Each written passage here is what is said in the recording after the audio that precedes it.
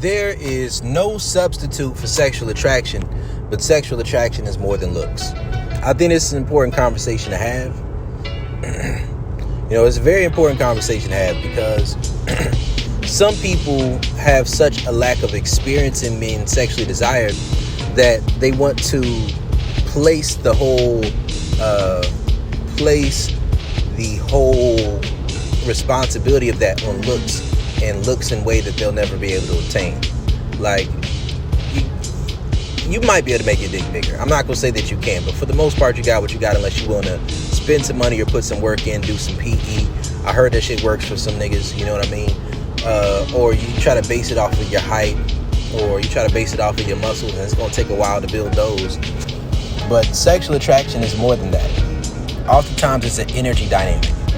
Being able to properly tap into sexual confidence, having the security to go into that fully dominant energy, or to go into that fully submissive energy, to tap into that polarity, that openness. Sexual attraction has a lot to do with more than looks. Now, there's no substitute for it. A person can be a good person all day long. There's guys right now who complain, oh, women, they just want dudes, so they're like this. Yeah, a woman wants a dude she can fuck. I remember seeing that thing with the astrophysicist or some type of shit, and niggas was talking about the woman was dumb because she wasn't feeling that guy. Do you want a woman who's selling pussy? Like, do you want a woman who's dealing with you because of the things that you have to offer outside of sex, but she's not really sexually attracted to you? There's no substitute for that. You're asking to get cheated on. Not that you can't get cheated on if a woman isn't sexually attracted, or if she is. It's just a matter of, it's going to be much more likely for a woman to cheat on you if she's not feeling you sexually. Just understand that. You know what I mean? Like, if you handling your business, she feeling you, then that's on her. But if you ain't even vetting this woman to see if she is sexually attracted to you, then that's on you. You get what I'm saying? But sexual attraction is more than looks. Sometimes it's just being able to let go. Either being able to release the beast or being able to receive the beast. You get what I'm saying? Like, oftentimes, like, you don't have to be the most attractive guy in the world. But if you exude raw sexual dominance and sexual confidence when you're speaking to a woman, you know how to press her buttons with what you say, with your body language, with the energy that you exude. You know how to touch on, to press those buttons. Then even if you're not the most attractive guy in the world, a woman gonna be feeling you. And if you have some level of skill, then between the skill and the game, you can be a dude who's not all that. And a woman can be more sexually attracted to you than a dude who looks like a 10 in most women's eyes on paper. A dude can look like a full-on Chad or Tyrone or whatever y'all niggas want to call it, right? And a woman can feel no spark with this nigga. She can be feeling him until he opens his mouth up, right? And before he starts to talk. Or he may be deeply insecure, right? Or he may be buff with a little dick. Or he may have a big dick but have no type of understanding of arousing this woman or foreplay and being able to get this woman to the place where she's really aroused enough to take the dick. So in that situation, a woman would rather have an average dick than a big dick. A lot of dudes don't understand that. Now, don't get me wrong. If he knows how to arouse her and he's got all that other shit going on, then yeah, it's gonna be some shit going on and she gonna enjoy herself. But in most instances, it probably don't even work like that, right? These are just some things to understand. Sexual attraction is more than looks. There's no replacement for it. There's no substitute for it, for genuine sexual attraction. But sexual attraction is also dynamic. It's not static. There's a wheelhouse of sexual attraction. I look at it on a perspective of Brody's scale of sexual attraction. It goes from 5 to 10. If you're within a certain range, you can go up. But understand, just as much as you can go up, you can go down. And foreplay and arousal and attraction, that shit starts outside the bedroom. A lot of it is an energy dynamic, right? Where the way you're carrying yourself is dominant, the way you're carrying yourself is masculine, the way you're carrying yourself is secure. and a woman's feeling you, she's feeling that. And just the way you talk to her, the way you handle yourself, it just turns her on and gets the pussy wet. Right? You know, a woman, you know, when a woman gets aroused enough by you, she doesn't even need foreplay anymore. Now, that's something some guys don't talk about. It's like, oh, it's foreplay this, foreplay that. I am a big fan of foreplay. I love foreplay. But I also understand that, like, especially with a lot of my submissives that I've been with, once they reach a certain level of sexual attraction, especially around that 9 level, they're actively aroused by you. Just being in your presence, just hearing your voice, just seeing you, just giving them a certain look like, who the fuck you talking to? Just, you know, not even on some butthurt shit, but just on some playful, but I'm not playing type of shit. You know what I mean? And just saying some wild shit to her. Like, these things can get a woman very highly aroused, right? You know, you can just put your hand around a woman's throat. Just taking a dominant stance of body language and a dominant position with her is something that will arouse her, right? And some of these things are connected to validation. Some of these things are connected to respect. Not a lot, but a little bit. And sometimes it's more than others. There's a lot of different things that go along with it. You know, sometimes sexual attraction, like if you're a dominant man, your sexual attraction may be more connected to a woman's willingness to pick up what you're putting down. It may be more connected to a woman's willingness to let go of her social mask and to tap into that moment and to get into that energy. And, you know, one thing you have to be conscious of is not allowing your insecurities and your self-esteem to get in the way of conveying yourself and your energy in a way that's sexually appealing.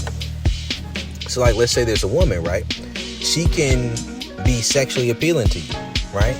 And she can gain a little bit of weight, and that can make her feel insecure to where sex becomes more performative, or she's more concerned with, how am I looking? Do I look good in this position? Do I look like this? And that lack of confidence can be projected onto you to where she's no longer as open to being buzzed down. Like, she's no longer as open to just focusing on the pleasure that she's receiving in that moment.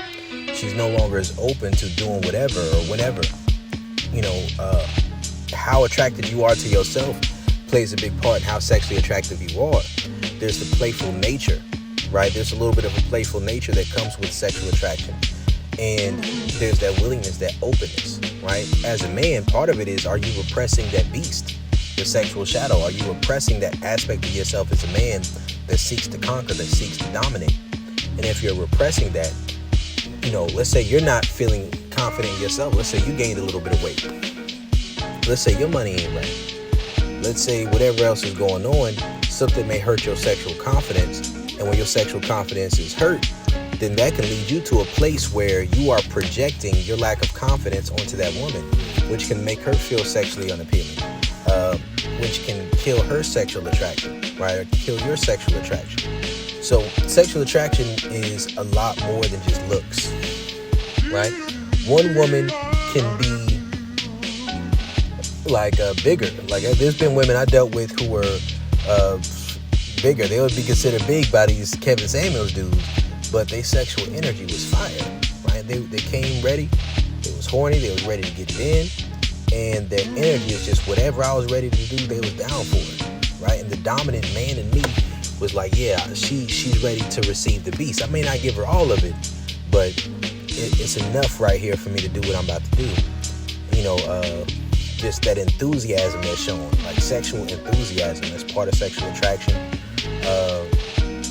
There's a lot of different aspects to it. That playful nature, just how you talk and flirt with one another, like just having that ability to flirt with one another in a sexual way.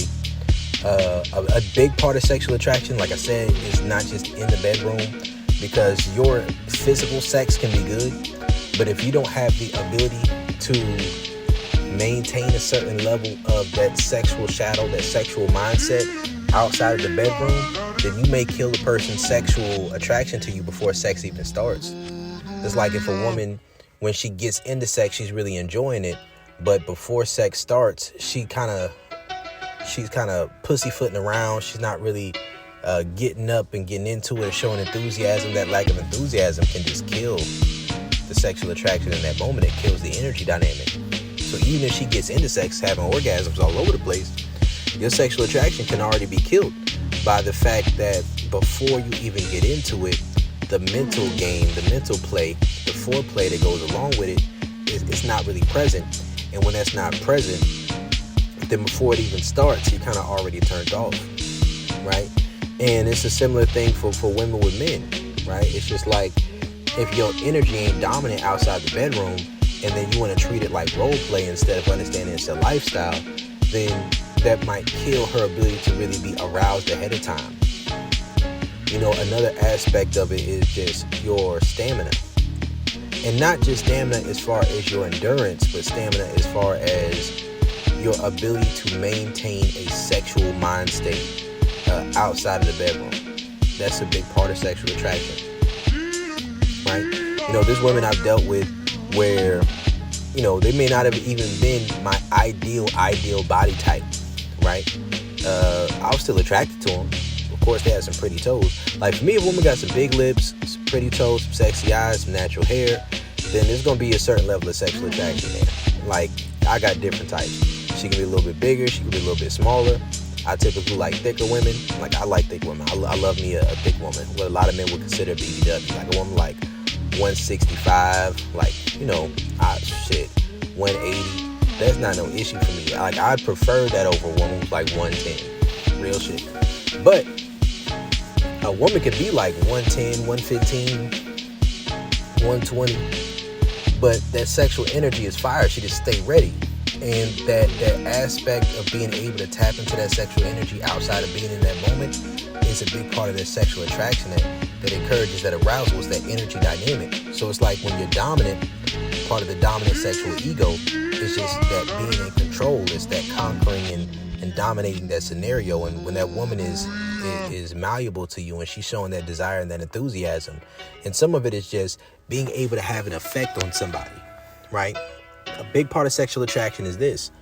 Let's say from the dominant stance, you just shoot a woman a look or say something that's like slightly indirectly sexual, and the woman's able to pick up the ball and keep that ball rolling, or you see that it has some effect on her where her body language starts to show that she's thinking about sex, or her words, she's picking up on your innuendos, and when she's taking those innuendos further, or when you say something directly sexually, it sticks, you know what I mean? And she keeps that ball rolling.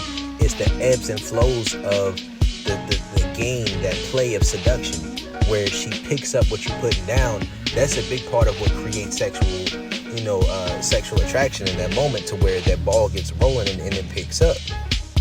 You know, oftentimes it's the energy dynamic, it's the polarity, it's the ebbs and flows. It's like a game of tennis where that ball goes back and forth.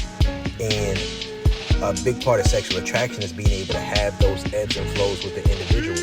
And from the submissive stance, it's to be able to feel that, you know what I mean? To feel that aggression, to be receptive to that aggression, to feel safe, to feel relaxed, and to feel a little bit uncomfortable.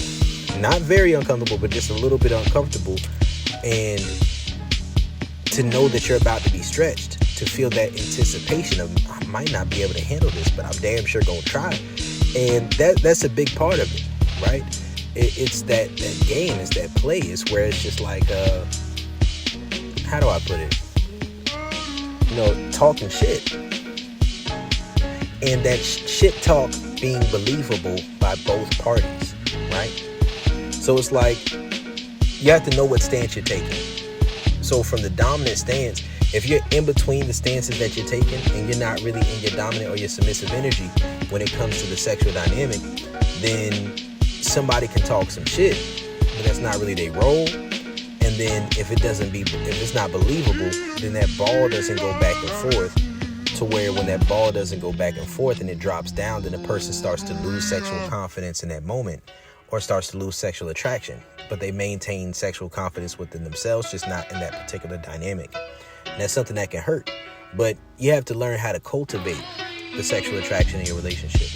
These are things that can be built and grow over time. It's something that can start immediately.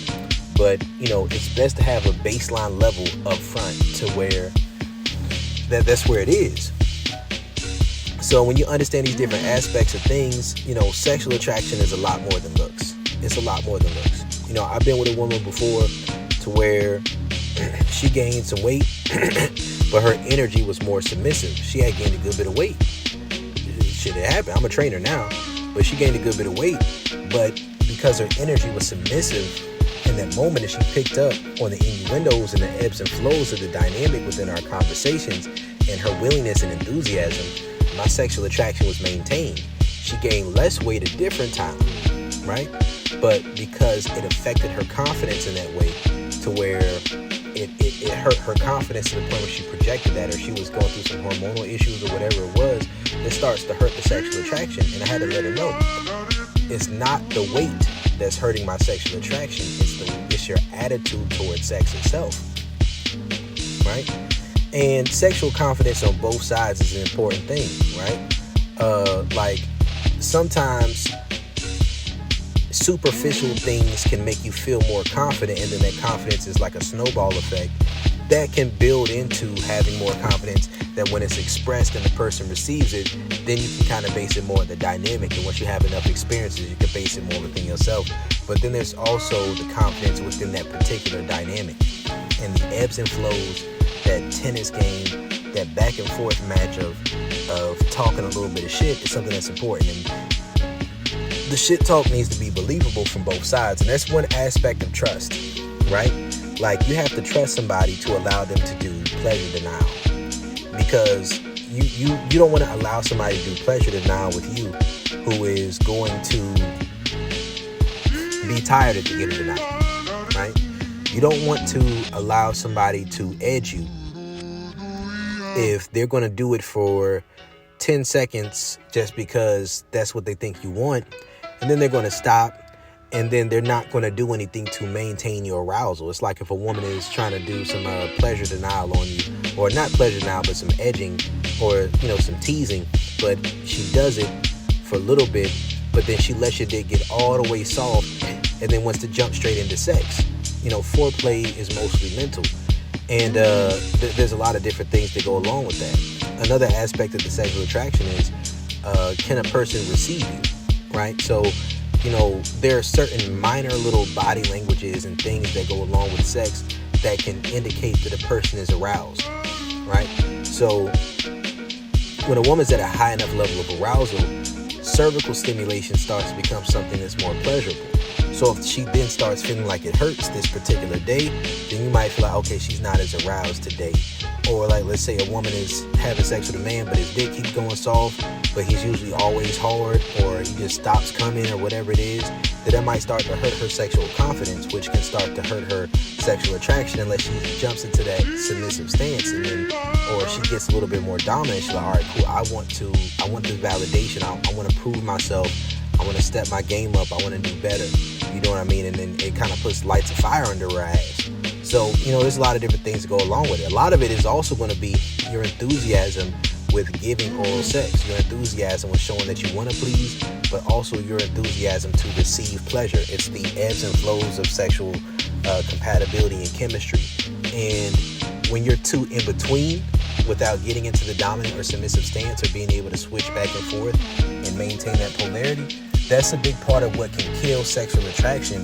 And you may even be physically compatible with the individual, but it's a lot more than looks. It's a lot more than looks. So this is Coach Brody. Sexual attraction is more than looks, but there's no substitute for it. I'm out.